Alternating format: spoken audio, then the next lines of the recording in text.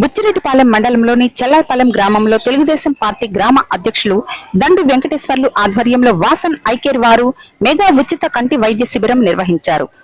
ఈ సందర్భంగా గ్రామంలో పలు కంటి సమస్యలతో ఉన్న ప్రజలకు కంటి పరీక్షలు నిర్వహించారు.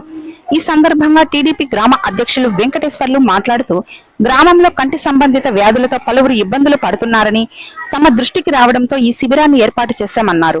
చెప్పిన వెంటనే శిబిరం నిర్వహించిన వాసవి ఐకేర్ వారికి ధన్యవాదాలు తెలిపారు.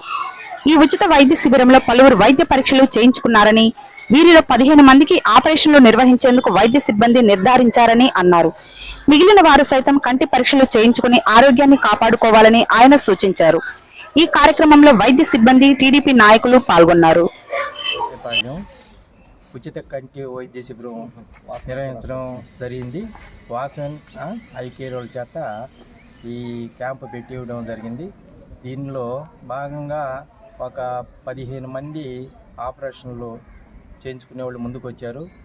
పొరవాళ్ళు ఏమంటే ఈ అద్దాలు అవి రాయించడం జరిగింది. ఇటువంటి మంచి కార్యక్రమాలు ఎప్పుడూ జరగలేదు. ఈ సంవత్సరం మీరు నిర్వహించడం చాలా ఆనందంగా ఉందని మా గ్రామస్తులంతా చెప్పడం జరిగింది. నా పేరు. ఈరోజు చెల్లాయిపాలెం గ్రామ పార్టీ అధ్యక్షుడు దండు వెంకటేశ్వర గారి ఆధ్వర్యంలో మన చెల్లాయిపాలెం గ్రామం నందు గవర్నమెంట్ పిహెచ్సి నందు వాసన్ ఐకేర్ హాస్పిటల్ వారి ఉచిత మెగా కంటి వైద్య శిబిరం నిర్వహించాము. ఆయన వెంకటేశ్వర గారికి ఈరోజు కృతజ్ఞతలు తెలియజేసుకుంటున్నాము.